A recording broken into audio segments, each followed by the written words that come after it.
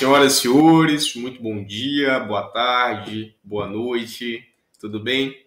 Vamos lá continuar com o estudo da prescrição. Nos blocos passados nós já vimos bastante coisa sobre as causas extintivas de punibilidade, um tema extremamente interessante, e começamos a falar sobre prescrição, que é a cereja do bolo aqui, sem dúvida alguma, um assunto de extrema recorrência prática também em provas de concurso.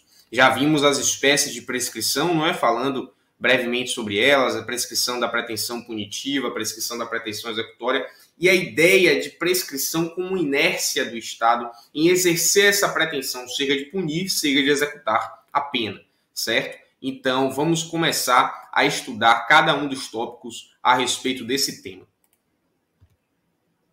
O primeiro ponto que eu quero que vocês anotem é o seguinte: redução dos prazos de prescrição. Nós vimos que há alguns crimes que são imprescritíveis, mas isso é exceção. Aí falamos do racismo, mais recentemente da injúria racial, em razão da interpretação do Supremo Tribunal Federal a respeito do tema, o crime de ações de grupos armados contra a ordem constitucional e o Estado democrático, e vimos que essa imprescritibilidade penal é uma exceção. A regra é que os crimes prescrevam, inclusive os crimes hediondos podem prescrever. E essa prescrição tem um tempo, que é regulamentada lá pelo artigo 109 do Código Penal. Mas, e isso é muito importante que vocês saibam, o artigo 115 do Código Penal, fala que são reduzidos de metade os prazos de prescrição quando o réu era, ao tempo do crime, menor de 21 anos ou na data da sentença maior de 70 anos. Então, saibam disso. Sempre que a questão trouxer o dado de que o réu tinha 21 anos ou é maior de 70, você tem que ficar atento. E muitas vezes a questão não vai lhe dizer isso expressamente. Às vezes a questão vai lhe dizer a data do nascimento do réu e a data do fato ou a data da sentença, você tem que fazer esse cálculo. Por quê? Se o réu é menor de 21 anos, a época do fato, saiba disso, porque às vezes em prova objetiva troca isso, né? Diz menor de 21 na data da sentença, maior de 70 na data do fato, você tem que ficar atento a isso.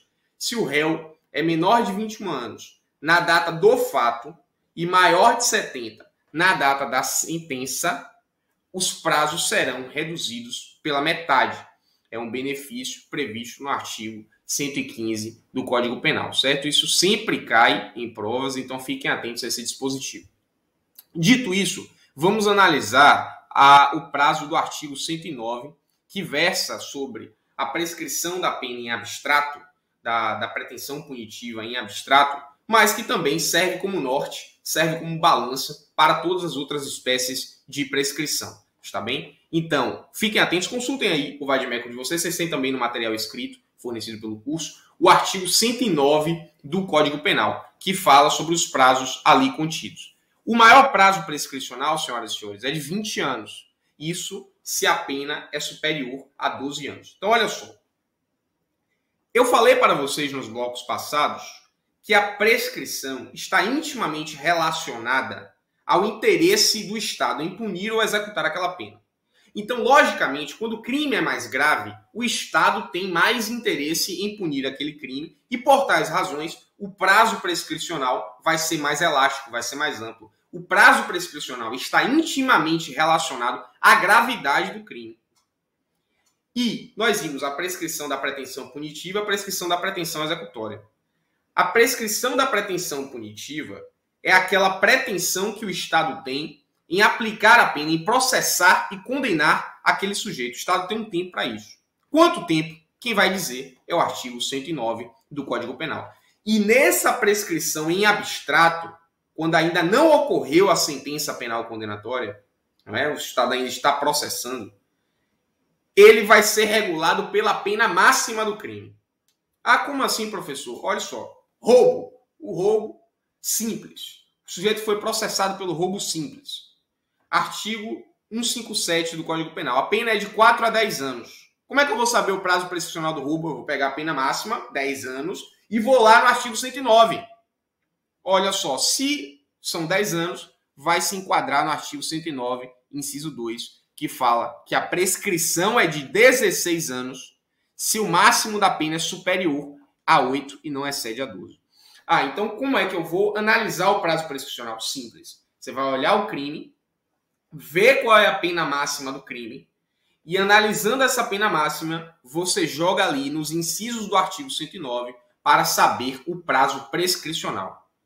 Se o prazo prescricional vai ser igual à pena máxima do crime? Não. Você vai pegar a pena máxima do crime para enquadrar em um daqueles incisos do artigo 109 do Código Penal. Então, leia repetidamente esse artigo 109. Não nos convém aqui falar sobre todas essas hipóteses, são 6 incisos ali contidos. Vocês leem repetidamente ali para gravar os lapsos temporais. Na prática forense, você tem o VADMEC em mãos. Na segunda fase, você também vai ter o seu VADMEC em mãos. E aí você faz uma breve consulta. Em tema de prescrição, o artigo 109 vai ser o seu grande amigo. O artigo 109 vai ser o seu grande norte. Ele que vai balizar todo o nosso conteúdo aqui. Então, conheçam esse dispositivo. Por hora, eu tenho a dizer para vocês que o prazo máximo da prescrição é de 20 anos e o menor prazo contido ali no artigo 109 é de 3 anos para se o máximo da pena é inferior a 1 ano, certo? E, além disso, anotem o seguinte. As causas de aumento e de diminuição influem nesse cálculo, certo? Então, se o sujeito ele é processado por um crime na modalidade tentada, a tentativa é uma causa de diminuição de pena. Então, vocês têm que levar em consideração no cálculo do prazo prescricional essa causa de diminuição de pena. Para as causas de aumento, você coloca a maior fração de aumento. Anota isso. Causas de aumento, maior fração de aumento.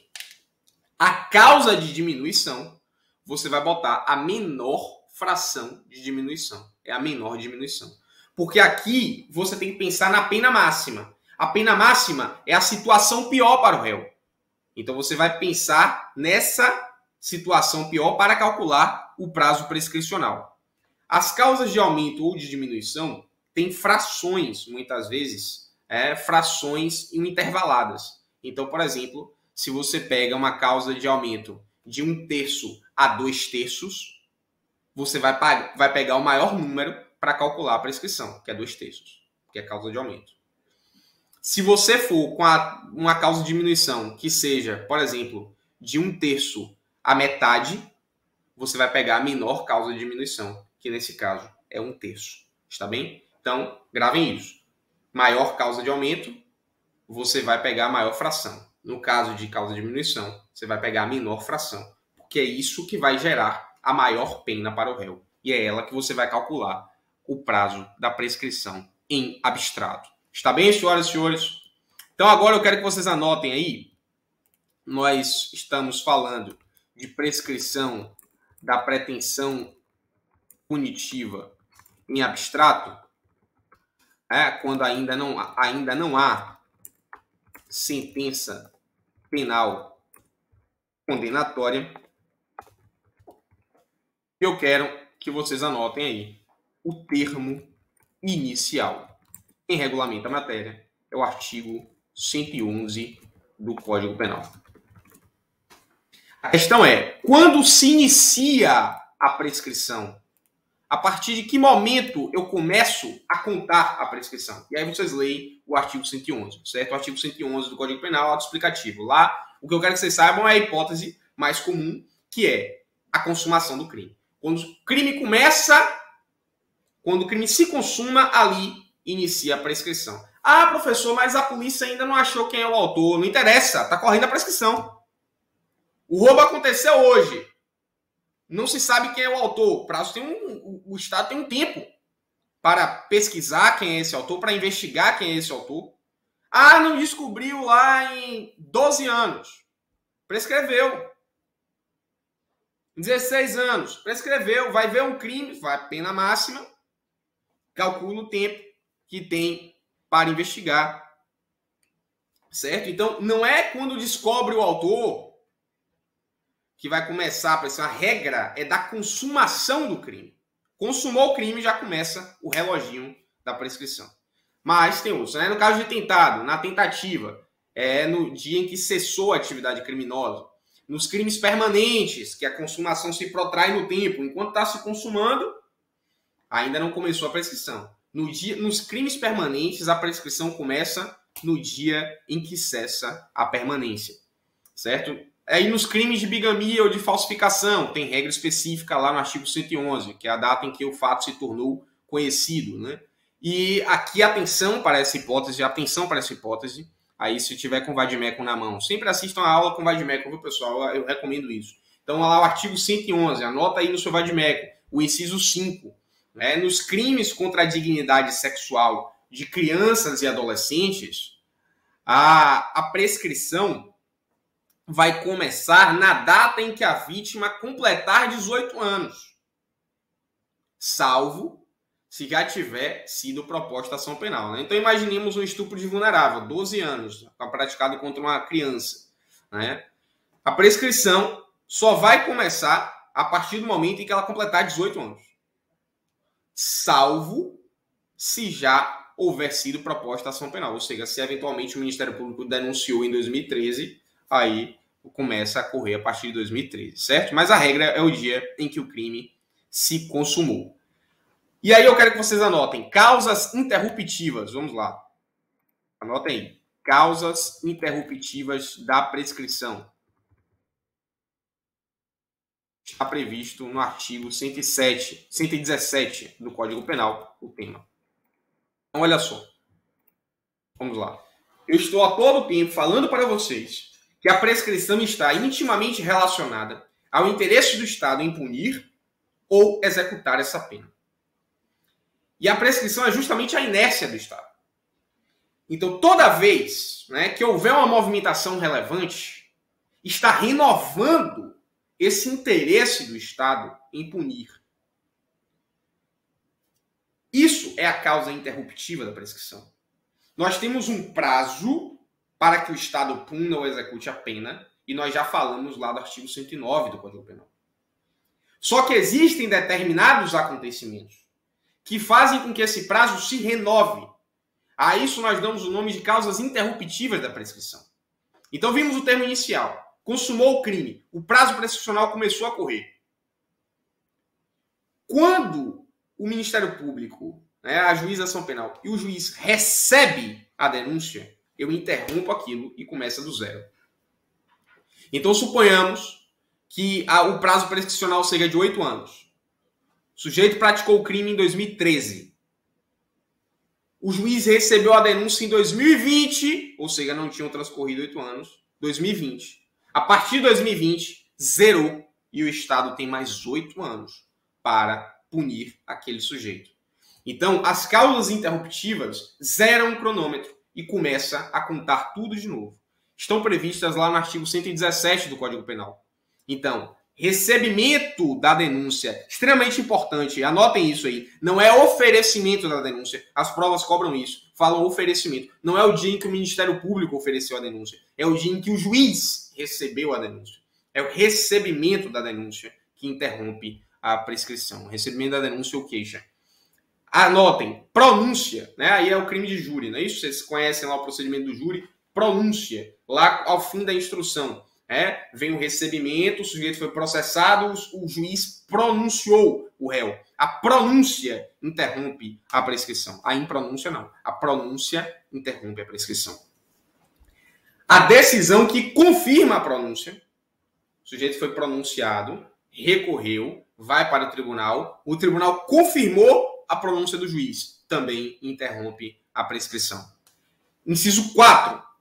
A publicação da sentença ou acórdão condenatórios recorríveis. A lei fala isso. Publicação da sentença ou acórdão condenatório recorríveis. A publicação da sentença, não há dúvida, quando o juiz condena o réu, a sentença condenatória interrompe a prescrição. A partir dali, vai zerar o cronômetro. Está bem? Então o juiz condenou, fixou uma pena e aí vai zerar o cronômetro. Agora a questão, pessoal, que eu quero que vocês anotem, puxa um asterisco aí no seu vadimécum, é em relação ao termo acórdão condenatório recorríveis. O que é acórdão condenatório? A jurisprudência e a doutrina divagavam muito sobre isso e havia uma intensa controvérsia. E por muito tempo prevaleceu na jurisprudência um entendimento que, com todas as vênias, eu discordava em absoluto. Porque o Superior Tribunal de Justiça entendia que o acórdão condenatório era somente aquele que reformava uma absolução. Ou seja, o acórdão que confirmava a condenação, ou que reduzia a pena, ou mesmo aumentava a pena em algumas hipóteses, não era tido como causa interruptiva da prescrição. Mas o entendimento que prevalece hoje, e o Supremo Tribunal Federal decidiu isso, é no sentido de que, anotem isso aí, vai cair na prova, certeza que isso vai cair na prova de vocês. Nos termos do inciso 4 do artigo 117, acórdão condenatório sempre interrompe a prescrição, seja quando ele confirma a sentença, seja quando ele mantém a pena, reduz a pena ou aumenta a pena. Isso é acórdão condenatório, está condenando. Não é somente aquele que reforma uma absolvição. Acórdão condenatório é todo aquele que condena o réu, seja para manter a condenação, seja para reduzir a pena, aumentar a pena, manter a pena, tudo isso é acórdão condenatório. Então, o entendimento que prevalece hoje na jurisprudência é que, se o tribunal confirma a sentença do juiz que condenou o acusado, ele também interrompe a prescrição. Está bem? Anotem isso. Ainda sobre o tema, há o inciso 5 e o inciso 6 no artigo 117, que fala sobre início ou continuação com cumprimento da pena e reincidência. Mas eu quero que vocês anotem, aí, especialmente nesse inciso 6. Tanto o inciso 5 quanto o inciso 6 são só para pretensão executória.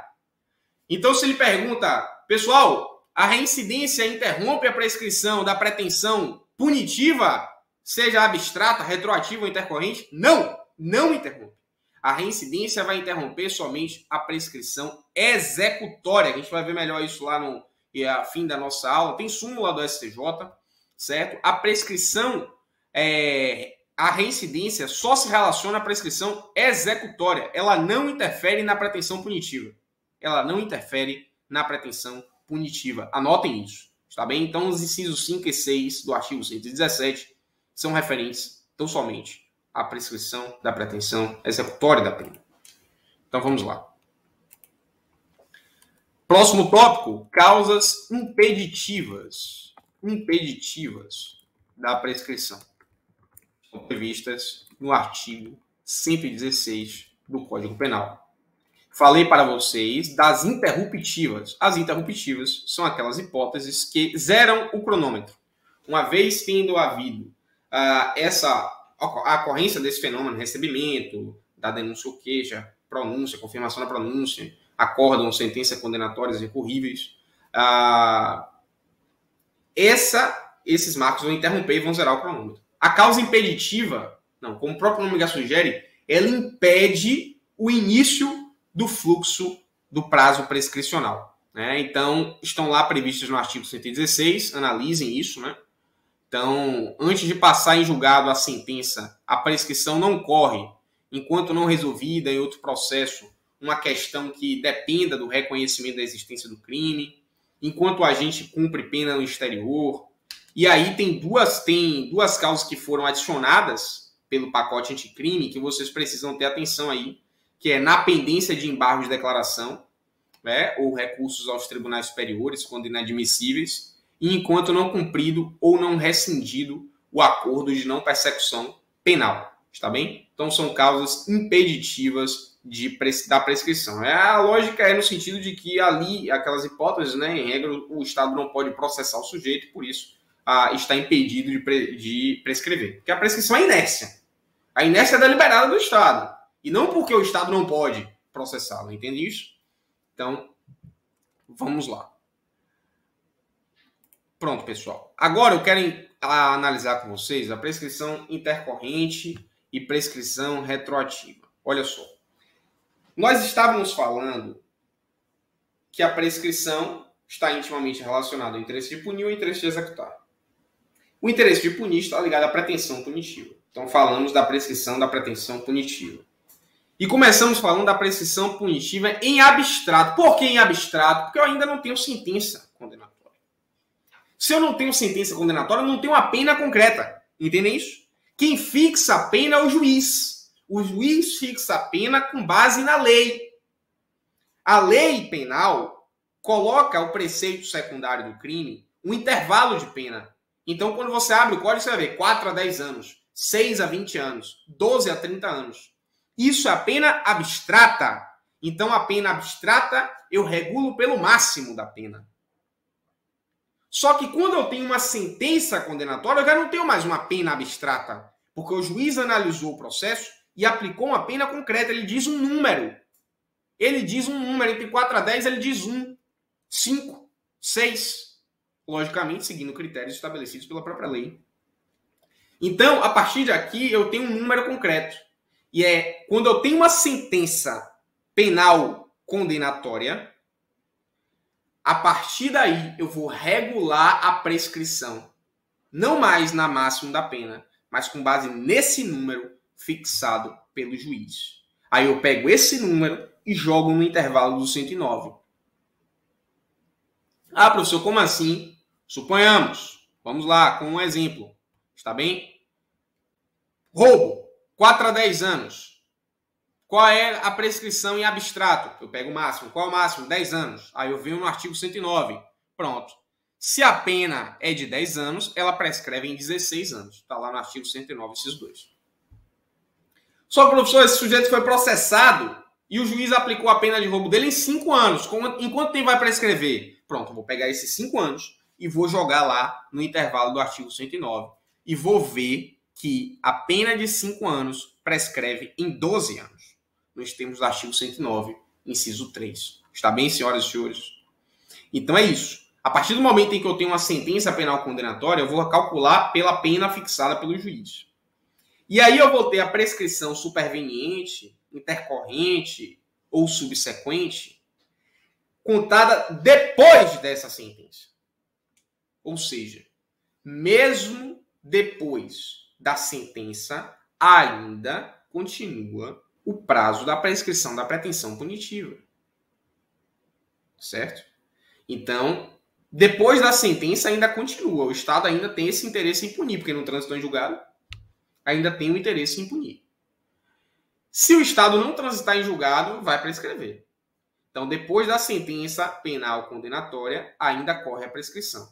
Agora calculada com base na pena em concreto.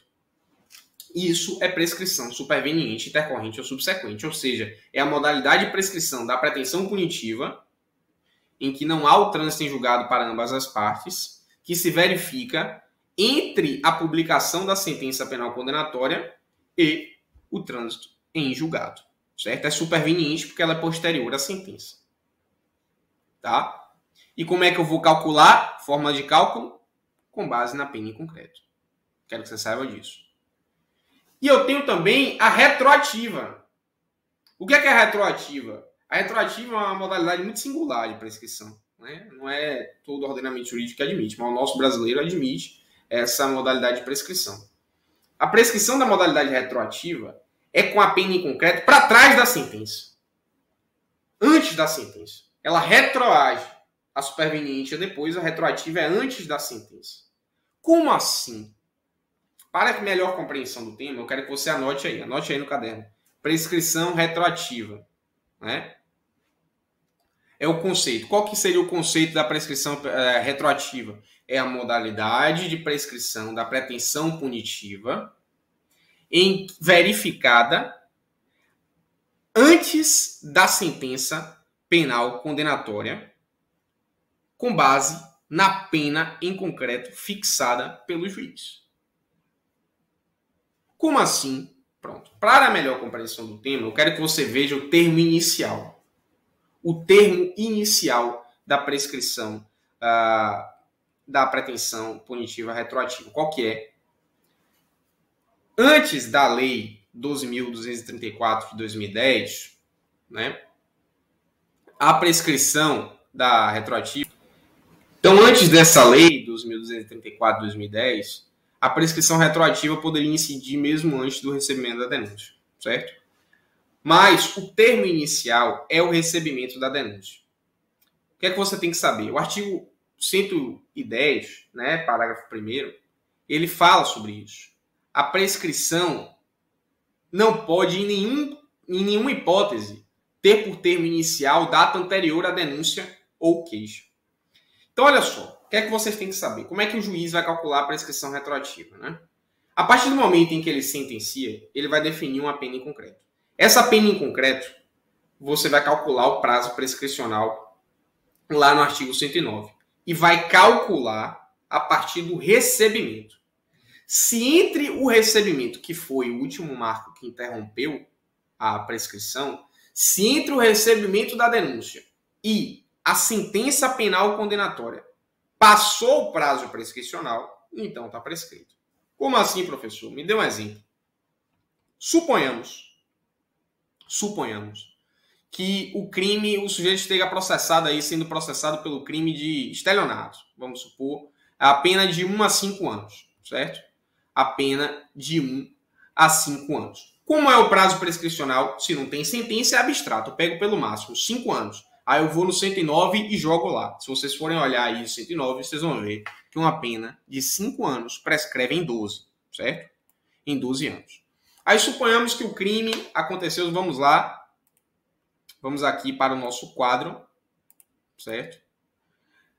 Vamos aqui, o crime, estelionato, 1 a 5 anos.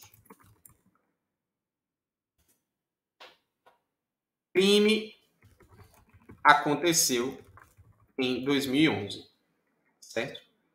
Então, 5 anos, a gente viu que 109, o artigo 109, 5 anos, pena de 5 anos, prescreve em 12. Está lá no inciso 3, certo? Então, se o crime aconteceu em 2011, o Estado teria até 2023, não é isso? O Estado teria até 2023. Aí teve o recebimento da denúncia em 2013. Pronto. Recebeu a denúncia em 2013, zerou o cronômetro.